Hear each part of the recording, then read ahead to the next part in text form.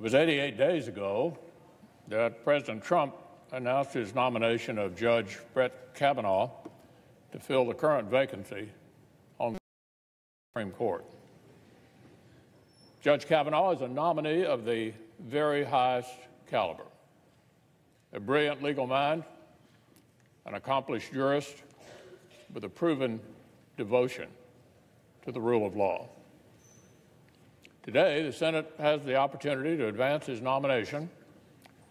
Every one of us will go on record with one of the most consequential votes you ever cast in the Senate.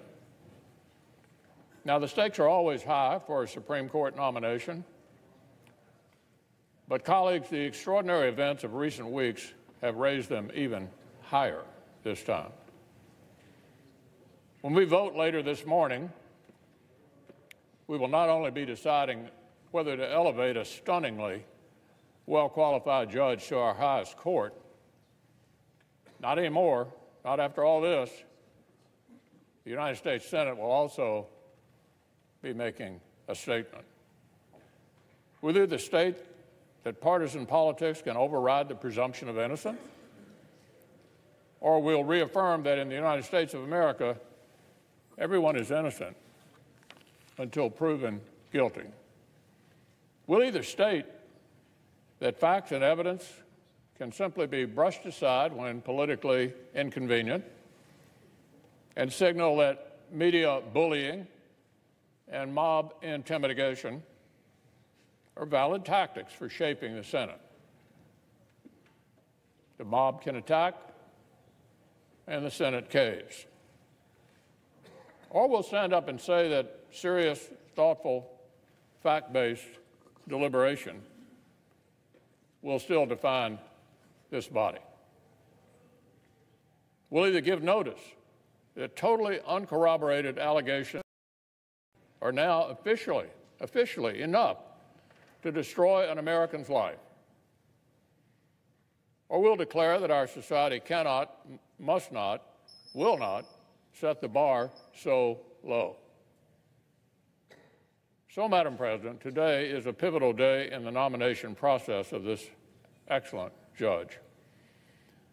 But it's a pivotal day for us here in the Senate as well. The ideals of justice that have served our nation so well for so long are on full display. So let's step back and sample a few of the choice moments that the Senate and the American people have been treated to during the disgraceful, absolutely disgraceful spectacle of the last 2 weeks. The very night Judge Kavanaugh was announced as the president's choice, we heard the junior senator from Oregon declare that this nominee would pave the way to tyranny. His audience? Crowds of far-left protesters still filling in the blanks on their picket signs. They weren't quite sure who the nominee was going to be yet. We've heard the junior senator from New Jersey describe Judge Kavanaugh's nomination as a great moral struggle in which there are just two camps. You're either complicit in the evil or you're fighting against it. More recently, we've heard the junior senator from Hawaii argue that her personal disagreement with Judge Kavanaugh's judicial philosophy meant, now listen to this, he deserved less of a presumption of innocence when it came to allegations of misconduct.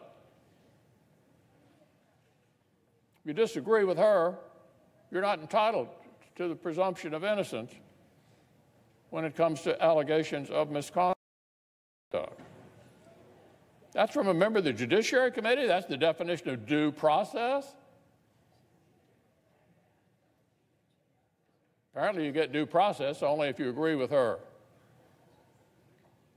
And even more recently, we saw the junior senator from Rhode Island hold forth with great confidence, offering his expert interpretations of goofy jokes in high school yearbooks from the early 1980s. That was incredibly enlightening. Innocent jokes? Beer drinking references? Oh, no.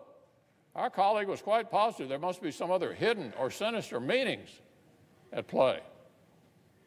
Until, of course, a number of Judge Kavanaugh's classmates set him straight earlier this week. So stop and consider these snapshots. The absurdity, the indignity. This is our approach to confirming a Supreme Court justice?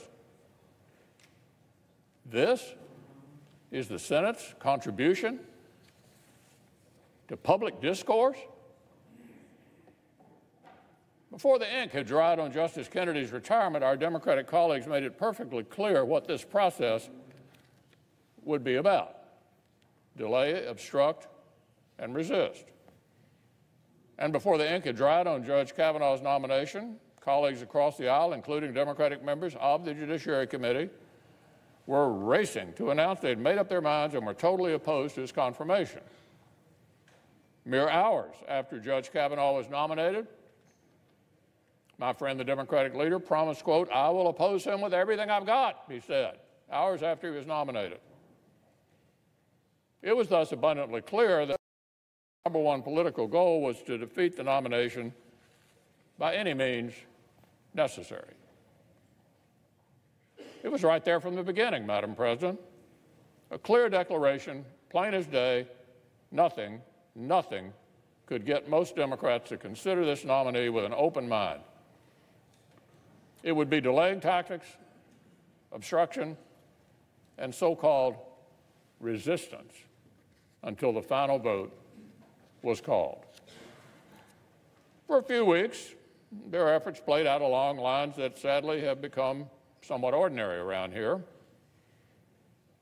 There were excuses for delay. Those fell flat. There were gross distortions of Judge Kavanaugh's record that were batted down by outside fact checkers. And there were all the usual phony, apocalyptic pronouncements that are shouted whenever a Republican president dares to nominate a Supreme Court justice. Happened every time. Hostile to women, hostile to vulnerable people, hostile to workers. Same old tricks, same old playbook. But here was the problem. The old plays weren't working. The distortions were being literally drowned out by the facts. Senators received and reviewed more pages of background materials on Judge Kavanaugh's nomination than for every previous Supreme Court nomination combined. We read Judge Kavanaugh's 12-year record of judicial rulings from our nation's second highest court, 300-plus opinions. We heard sworn testimony, written accounts from hundreds of character witnesses from all stages of Judge Kavanaugh's life and career. And the picture painted by these facts was nothing like the caricature. Nothing like the caricature. So it was clear, Madam President, the old tactics weren't working. Wasn't going to get the job done. The resistance demanded more. Try something new, they said. Well, we all know what happened next. Uncorroborated allegations of the most sensitive, most serious sort were quickly sharpened into political weapons. One such allegation, shared by Dr. Ford in confidence with the Democratic side of the Judiciary Committee, somehow, mysteriously, found its way into the press. Well, Chairman Grassley immediately set out on a sober, focused search for the truth. The committee collected testimony, organized a new hearing, and most recently asked for the supplemental FBI background investigation, Judge Kavanaugh's seventh FBI investigation. By any fair standard, the facts, the actual facts, proved to be straightforward. No corroborating evidence, none, was produced to support any of the allegations leveled against Judge Kavanaugh. No corroborating evidence from the FBI inquiry or from anywhere else. Nothing. Well, that wasn't enough for our Democratic colleagues, of course. The facts were not exactly the point. After all, we sort of get it by now. when the very FBI investigation for which they'd been clamoring turned up no new evidence, again. I believe the latest story is that the whole investigation is invalid. Now listen to this, because individuals who had only recently been told second-hand or third-hand about nearly 40-year-old allegations weren't treated as essential witnesses. Let me say that again. The latest story is that the whole investigation is invalid because individuals who had only recently been told second-hand or third-hand about nearly 40-year-old allegations weren't treated as essential witnesses. Never mind that they didn't actually witness anything. They didn't witness anything. So let's be clear, Madam President, these are not witnesses. These are people supposedly in possession of hearsay that they first heard 35 years after the supposed fact. What nonsense. The people whom Dr. Ford claimed were witnesses, they have spoken with the FBI. We know that because they, through their attorneys, put out public statements saying so. And what we know now is what we knew at this time a week ago. There is absolutely no corroborating evidence for these allegations. Same thing we heard a week ago. If they were, you bet we'd have heard about it, but there isn't. So notwithstanding that, Madam President, the leak of Dr. Ford's letter in violation of her privacy and against her wishes opened the floodgates. The feeding frenzy was full on. The weaponization of her letter by the left led to a torrent of other equally uncorroborated allegations. They were dumped on Judge Kavanaugh and his family. And breathlessly, the media seized on them. The more outlandish, the better. Americans were informed that Judge Kavanaugh masterminded violent drug gangs as a young teenager until that accuser walked her story back. We were informed that Judge Kavanaugh beat someone up on a boat in a Rhode Island harbor until that accuser totally recanted. We heard another tall tale of physical assault until that account was thoroughly debunked by a sitting federal judge. Oh, and yes, we were informed that juvenile jokes in his high school yearbook were actually sinister, secret references. All the Keystone cops were on the case. Keystone cops were on the case, Madam President. And Senate Democrats cheered them on. They read parts of this uncorroborated, unbelievable mudslide into the Senate record. They cited them in an official letter demanding that Judge Kavanaugh's nomination be withdrawn. Were they true? Well, of course, that was quite beside the point. Quite beside the point. So long as they were convenient. Every effort was made to ensure that the fact-free verdict of the mob and the media would win out over the actual evidence. Make sure the mob prevails.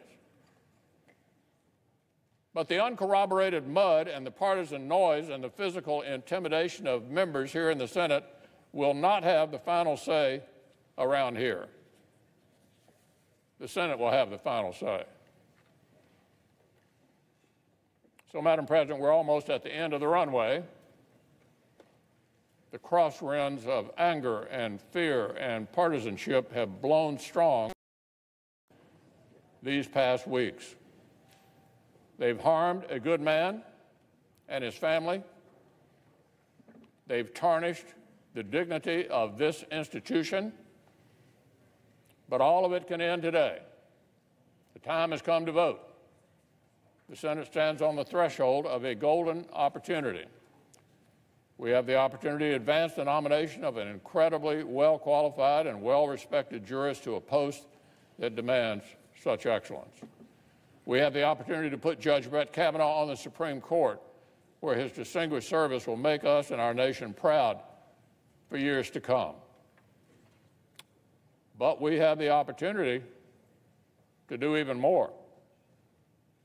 Today, we can send a message to the American people that some core principles remain unfettered by the partisan passions of this moment. Facts matter. Fairness matters. The presumption of innocence is sacrosanct. The Senate has turned its back on these things before, Madam President, but never for long, and never without deep regret. This institution does not look back proudly on the era of Joseph McCarthy, nor on any of the other times when the politics of personal destruction poisoned its judgment. No, the Senate looks back on those things with shame and with the conviction that we cannot go down that road again. We know the Senate is better than this. We know the nation deserves better than this. By confirming Judge Brett Kavanaugh to the Supreme Court, this brilliant jurist will be charged with upholding the rule of law and honoring American justice. We must hold ourselves to that very same standard. We must seize the golden opportunity before us today to confirm a Supreme Court justice who will make us proud, and to reaffirm our own commitment to the justice that every single American